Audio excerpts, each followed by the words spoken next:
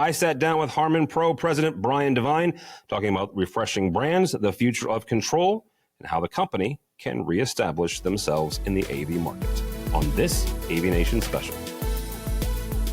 You've been in this job for a couple of years, right? Started in 2020 in this role. Yeah. In this role, right? You've been with Harman for years. Yeah. Came out of Crown. Correct. Talk for a second about the legacy of Harman, specifically in this industry, and why Harman is still an important name and why Harman is still an important company. Yeah, I mean, look, I think when you look at Pro in particular, it grew through acquisition, right? And a lot of kind of very long tenured, important brands, really dating back to the beginning of a lot of their respective categories, came under one umbrella. So, yes, there is Harman as the umbrella brand, but one of the things that, I feel pretty strongly about is, our customers, Harman is important, but the JBLs, the AKGs, the BSS, the Crowns are, arguably to some degree more important in terms of the way our customers interact with us. And so at LDI, it was a Martin booth, right? Mm-hmm. I mean, as it should have been, that customer base and what they're looking for and how they work with us is with Martin. Do you think people think of Martin and just think of Martin, or think of JBL and just think of JBL, and they don't connect it with Harman as a whole? Maybe on the Martin side of any of them. I think where you get into the core audio portfolio, I think that established relationship with Harman has been there, okay. And I think people are comfortable with understanding, generally that Harman, yes, is the parent company, and then these brands are, a very important piece of that. Yeah. And so, but yeah, I mean, the brands, they do all have an identity that, we don't want to shy away from that. We don't want to, homogenize it all down to just Harman, so to speak. You kind of answered the question, but I'm going to ask it again in a different way. How important is that individuality, right? How important is that legacy name? You worked with an old buddy of mine, Bradford Ben. You both worked for Crown, mm-hmm. right? And Bradford will tell the story that he started at Crown about a week before Harman bought them, right? Mm-hmm. And yet Harman kept Crown, mm-hmm. right? They kept AKG, they kept AMX. Very much kind of against the grain of what a lot of companies today will do, both in the AV industry and in technology in general, where, Cisco we can pick on all day, but, they will acquire a company and then it'll become Cisco, whatever. Harman as a company has decided to maintain those brands. Why is that important? Well, I think when you look across all of Harman, that's true. Yeah. So, I think there's a couple different pieces. So one is, they went out and spent, in most cases, a premium to acquire a brand name that means something. And especially you look at the JBLs, the Crowns, AKGs that are 60, 70 plus years in the industry.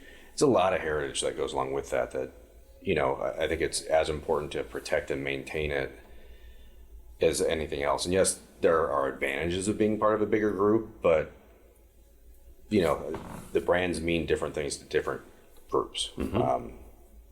And so I think it's important to maintain that. Now, that's not to say that we don't take some liberties from time to time. And I'll give you an example. When you look at our cinema offering, everything through the amplifiers is branded JBL. But it's also an instance where it's a very tightly integrated package.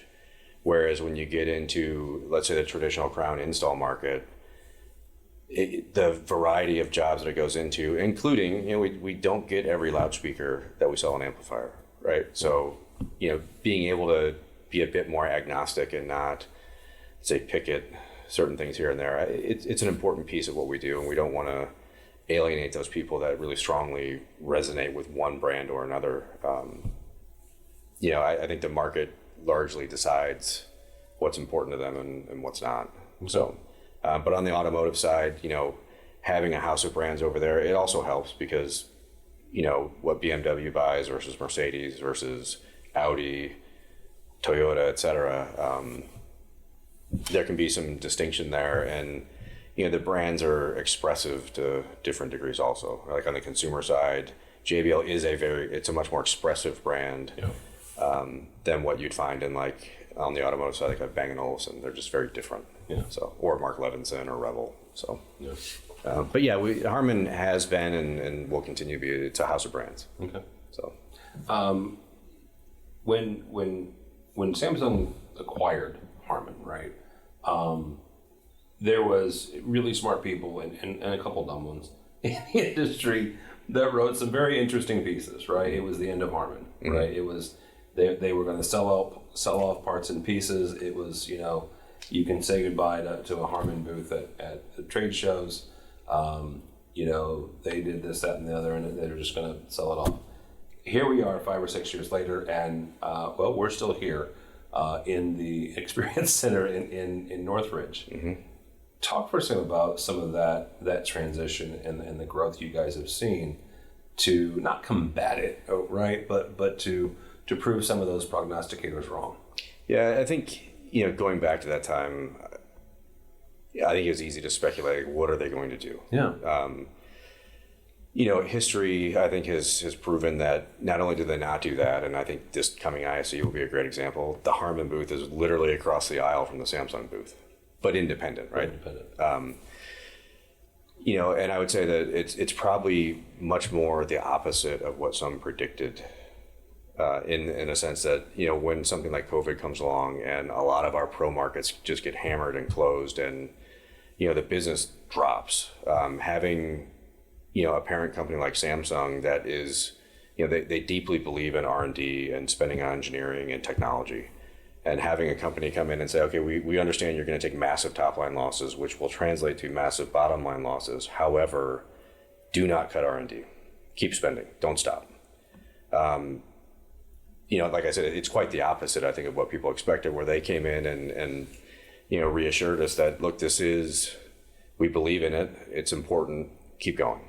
And that was a flexibility and a latitude that I think most in the industry didn't have. So now we're down there 3 or 4 years post-COVID, depending on who you want to. Let's put it this way: we're 4 years after the start of COVID. How about that? Fair enough. Yep. What did that R&D get you guys? So I think Martin's a very clear example. You've seen Pixel Wash, Ultra, Mac 1 just launched, Aero 700 IP. There's other stuff not too far around the corner, but those are big, expensive developments. The team in Denmark has been very busy. The JBL Pro retail catalog, all of that has pretty much been overhauled in that time frame also. What we'll see coming up at ISE is where you're going to see the majority, and I don't want to leave out AMX with Muse and Varia, like a fundamental shift in programming paradigm is not necessarily an easy or cheap thing to do. So that happened all through that time period. And then at ISE, you'll see the beginnings of the bigger picture start to come out, really particularly on the install side, of how are we taking all of these different things, Crown, BSS, JBL, AMX, how are we actually evolving this into a cohesive system in a way that we've never done before, in a way where it's, much easier to integrate and use them versus maybe what we've been able to do in the past. So that software development that's been happening in the background, the H control has been happening in the background, a lot of different things, 3D modeling and prediction. I mean, that's publicly launching. It's out in beta now, so I'll just say venue synthesis is just around the corner. Yeah. All of those are very expensive programs that have been happening. None of them are fast. Certainly not as fast as I would like to see, but it takes time to pull it all together. So I think you've only really seen the tip of what we've been working on through that time. Talk for a second to not just the integrators, but also the customers that are on the front lines, right? AMX specifically had a huge market in higher education, right? And higher education, one way or the other, got pretty hammered during COVID, from manufacturers not being able to get supply chain and we'll get to supply chain in a few minutes. But talk to them about, if they're even considering a Harman brand. I'll just blanket it, right? A Harman brand, or the integrators who may have gotten burned through COVID. Why should they look at Harman again? Why should they say yes? Let's do a PO. Let's purchase this. Let's do this project with Harman. So I think there's a couple different threads there. So one is the product thread. I think, and Muse is a good example, and it kind of tips our hand a little bit in terms of where we see taking us from a hardware side and from a software side, and like I say, it's kind of meeting the market where it is in a more contemporary way. It's easier to use. It doesn't have this big proprietary programming language with this massive learning curve attached to it. And saying, okay, look, we need to be more flexible and adaptive in a way that it's easier for our customers to get in and use. And again, lowering the training burden for the integrators is a big piece of that. But going beyond that, making our products work easier together is a big piece of it. And again, you'll see, I think we'll reveal, we are revealing quite a bit more. So that's everything from stripping down the number of software programs that it takes to set up and program our system. It's a massive, it's like, I think 25 today, in theory, you can use to do it, down to 3. Good night. So that's a lot of work to do that. Yeah. But design with the philosophy of, if you use other Harman products, it can start doing some things for you. It can start making some programming assumptions for you to help. Yeah. Routing Dante is a clear example of that. But we're also moving away from a completely closed system and saying, okay, we do need to be able to work with third parties. And so third-party integration is a big tenet, and it's a big piece of what we intend to do, so that, as I mentioned to you a few minutes ago, of course we would like to win every part of every system, but that's not reality either. Yeah. And at the end of the day, these are tools. They're all designed to do a certain thing, and we don't always have the best tool for a specific thing. So we need to make it easier for integrators to say, look, I can stay mostly Harman, but I need these other things, and I need them to be able to work in a way that is useful for them and easy to program and implement, but more importantly for their customer, the end user, that it works as a system. Yeah. So it's a pretty big paradigm shift that it's literally been, I hate to think about how many years and how many millions we've spent rewriting code and software. And it's been a lot, but it's fundamentally to start answering questions in a different way than what we have in the past. Do you think that because the moving away from a closed system is something that the industry has talked about for more than 20 years, right? And you've been around, for a minute as well as I have, and I remember these conversations of the walled garden, right? Mm-hmm. And the walled garden idea was well, if you use it all within the garden, it all works, right? But if you go outside of it, well, then bad things might happen. Mm-hmm. And do you think that you guys are leading away here to where other manufacturers will follow suit, or are you guys, kind of on your own here for a minute? I wouldn't say we're on our own. I think we've seen elements of this from other manufacturers out there already. I think that the way we do it, my belief is it will be a bit easier to live with. But I think it's, in general, it's just the way the world is moving. And I don't think it's in our interest or anyone else's to say you either do it all my way or not at all. That's just, it doesn't work well. I don't think in any industry at this point. I want to go back a little bit to, I talked predominantly from a software, hardware side before, but we're also looking at, from a customer support standpoint, being easier to work with across the board. So whether that's, a tech support phone call, post-sale support, whatever it may be, how do we make that easier? Because that's as important as the hardware is, really day to day when people are trying to complete a job. If we're not responsive enough, that hurts too. So we're looking kind of across the board. It's not just hardware, software, but even that side of it we're looking at also. So talk about that for a second, because there have been instances in the past where manufacturers, I'm not going to pick on anybody specifically, but they've asked for subscriptions, or you have to be at a certain level or a certain tier to get customer support, whether you're an end user or an integrator, right? Is that the sort of thing you're talking about? Or you're talking about like, advanced replacement and stuff like that? Yeah, for us, it's more the processes that govern things like advanced replacements. Okay. I get a statistic every month for our tech support teams, how fast does a phone call get answered? Okay. It's 8 seconds. Month in, month out, 8 seconds. That's pretty good. So now it's like, okay, we have people that are there, they'll answer the phone, but now creating the right framework and the right processes that enable them to be a bit more empowered to help somebody in need faster. I mean, obviously, like anybody, we can't afford to just constantly give stuff away and do advanced replacements, but I think there's a middle ground in there where we can be more responsive and a better partner with the integration channel or with our customers in general than what we are today. So it's an area that we take equally as seriously as just the product side, because I would argue it's at least half of a decision of, hey, this may be the best widget out there in the market, but if I can't trust the company to help me when I need them, most likely people aren't going to buy it. 100%. So we take both sides very seriously. Mm-hmm. You mentioned Muse, and I want to get to that. I would argue, and you can correct me here, it's part of the refresh of AMX, right? Mm-hmm.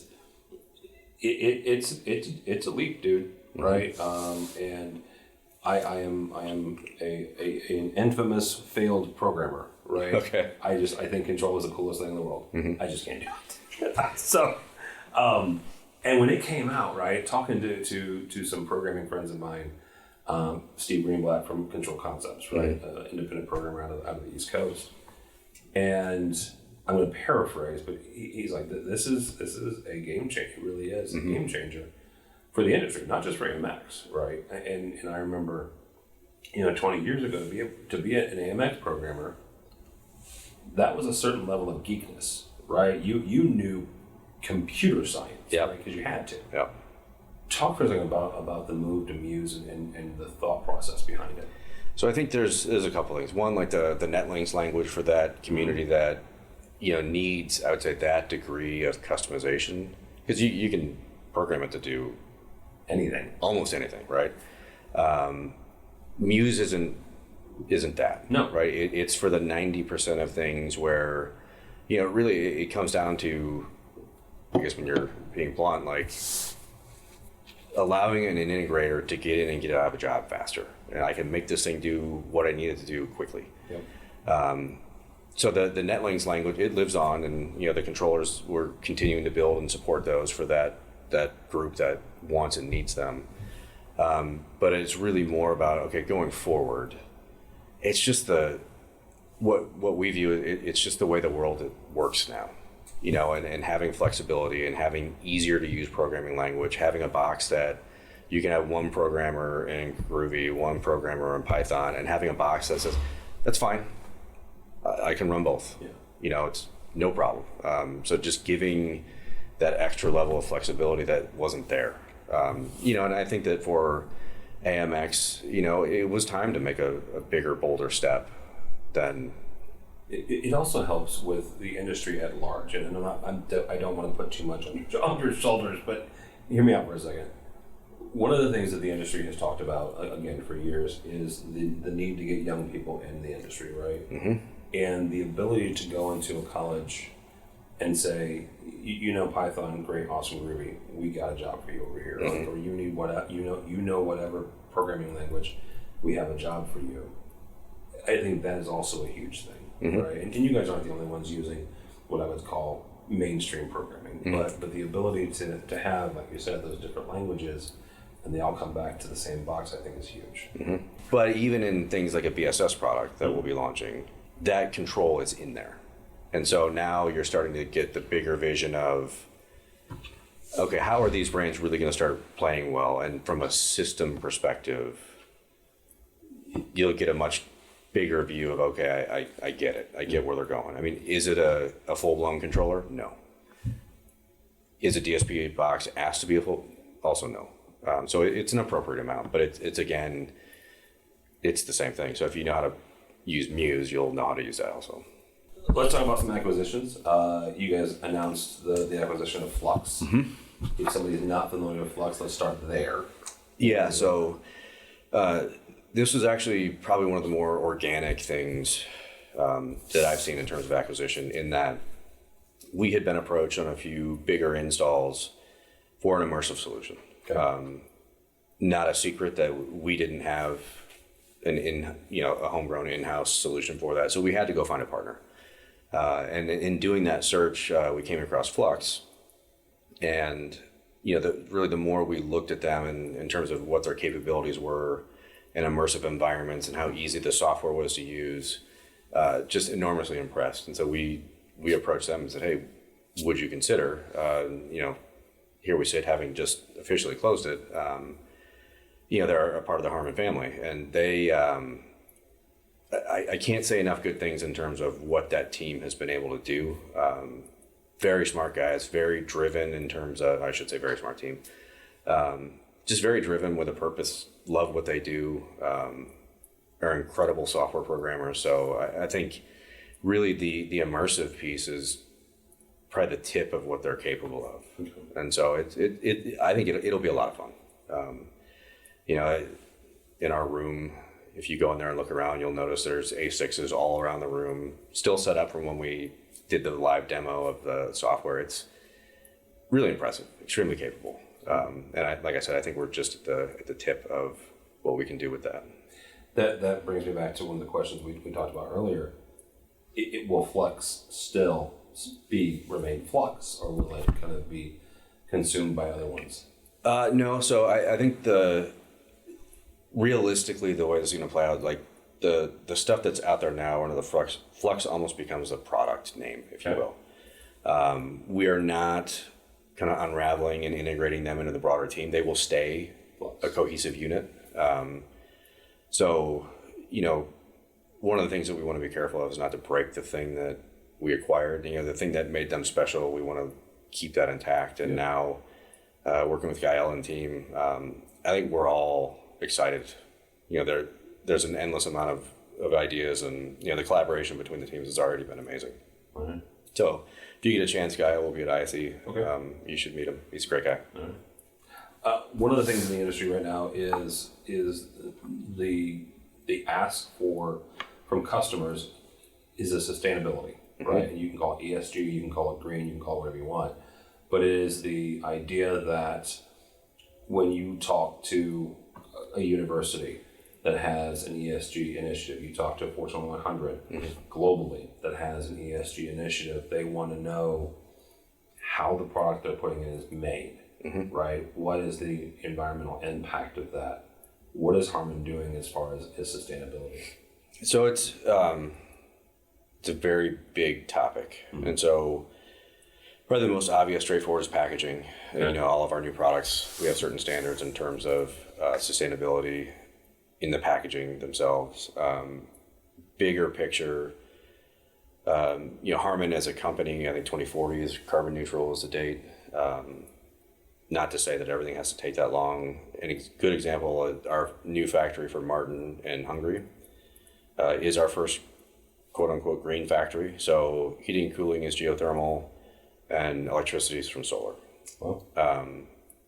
Just moved in, just got that plant moving.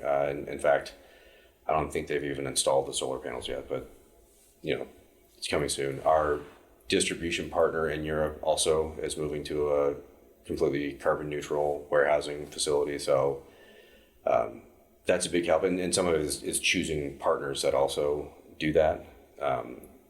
So it really touches on a lot of different things. And then I think there's the obvious things where, from our own product designs, obviously LED lighting is where everybody's going, us included. We've got some things on the power electronics side that will improve efficiency as well. Some new technologies that we're looking at. So it really is across the board. It's almost in every facet of how we do things, how we move products around the world. How do we consolidate and minimize shipments between warehouses? It's all the above. So the one thing about sustainability that I've always been fascinated, I want to get your perspective from a manufacturer, is the things that AV does inherently uses a lot of energy, mm-hmm. right?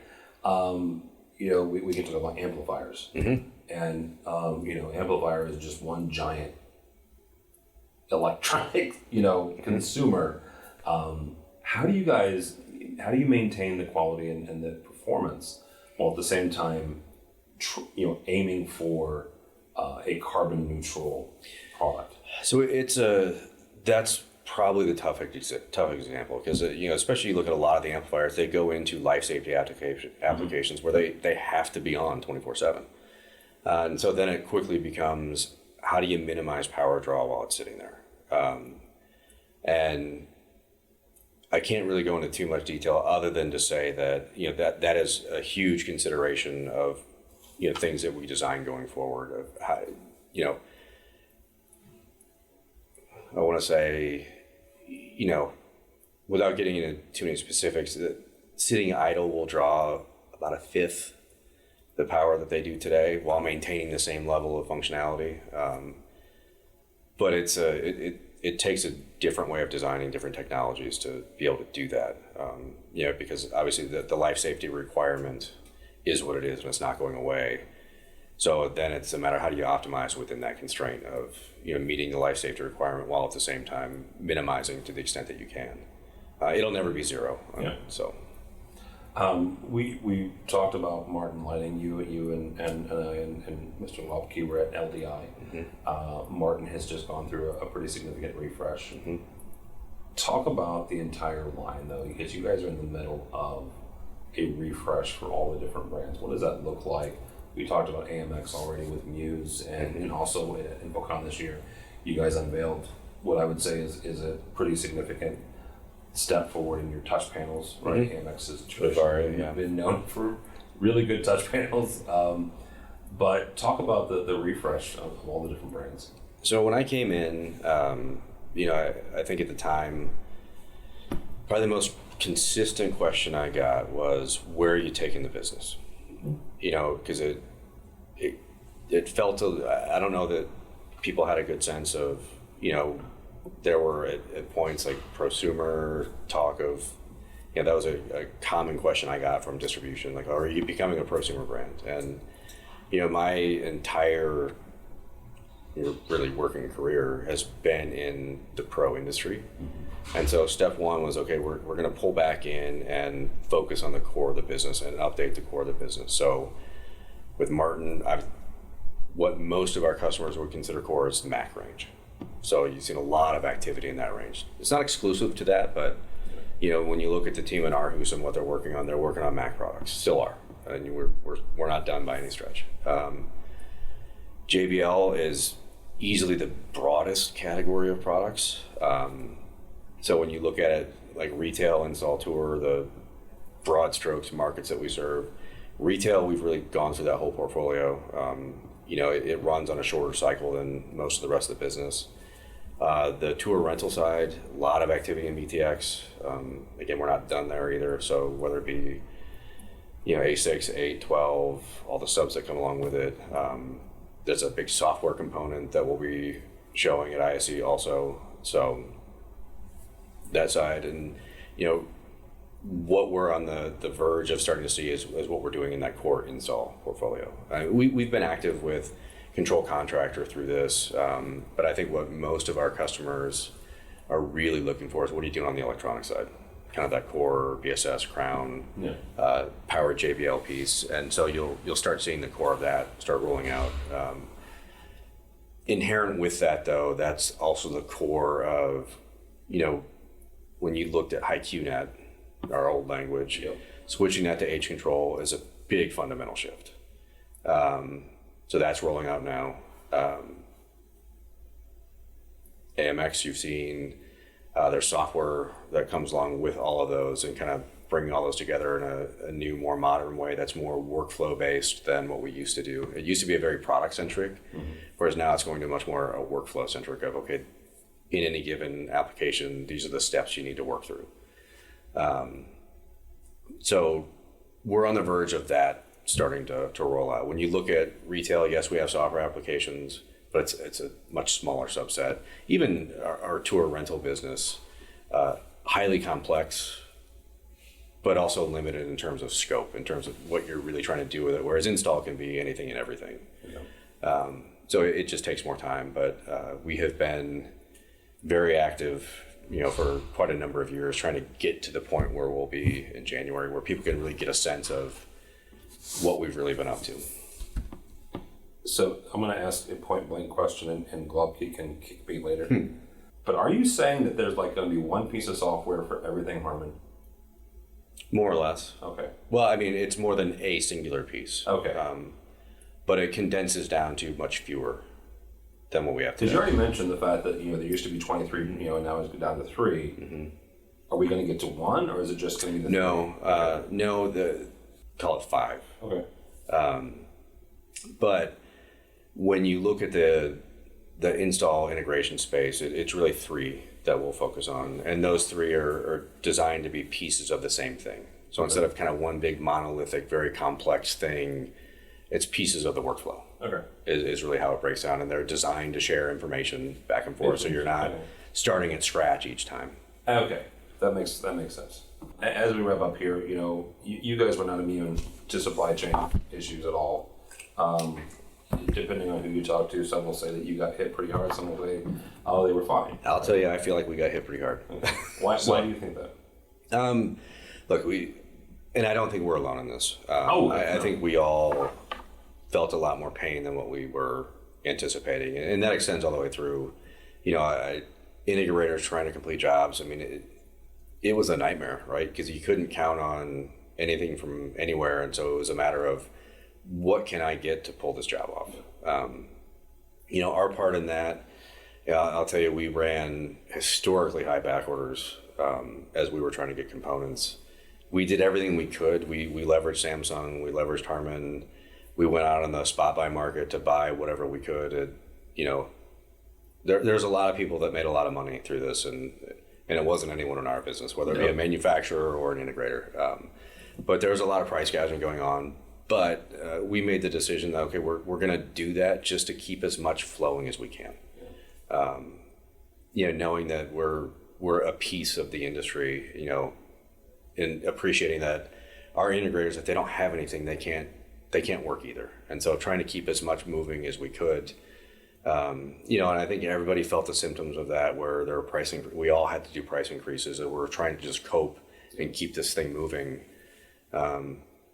I'd say where we are now, we're pretty close to back to pre-pandemic. Okay. We're not quite there. We still have, ridiculously long lead time requirements on components and things, but they're a bit more reliable now. When we get a date, we can trust it a little bit more now than certainly even 8 months ago. Okay. So we're not there yet, but it's not as dire as it was either. So look ahead, and the one thing that I have come to at least my own personal philosophy is I don't ask people 5-year questions anymore after pandemic. I mean, there was a point in time where I'd tell you 5 months from now, I can't tell you. Okay. Well, I'm going to stretch you then. Okay. And ask for just all of 24. Mm-hmm. Where do you see Harman? Where do you see the industry? What do you see? I mean, you and I can both get online and we can read a dozen different publications, and each one's going to tell us something different. Mm-hmm. Where does Brian Devine see it? That's a good question. From a purely internal side, I'm excited because, my background, I come from the product side. I'm naturally biased towards kind of the technology side of it. And I'm excited to finally start talking about what we've been up to. And, especially on the install side, I mean, it's the amount of years that have gone into this. I'll say, quite frankly, it was harder and has taken longer than we've expected. Okay. But it's nice to be able to finally start showing it to people. And, I feel pretty good that it's going to be a positive reaction, but you never know. From a overall market standpoint, we'll see. There are certainly some dark clouds on the horizon. I think, when you look at the economy as a whole, it feels like there are areas that are softening. I wouldn't say we've really felt anything yet, but I'd say there's reason to be cautious. But we'll see. Very cool. Brian, thank you so much, sir. Thank you. the network for the AV industry. What are you listening to? This This is AV. This is AVNation. This is AVNation.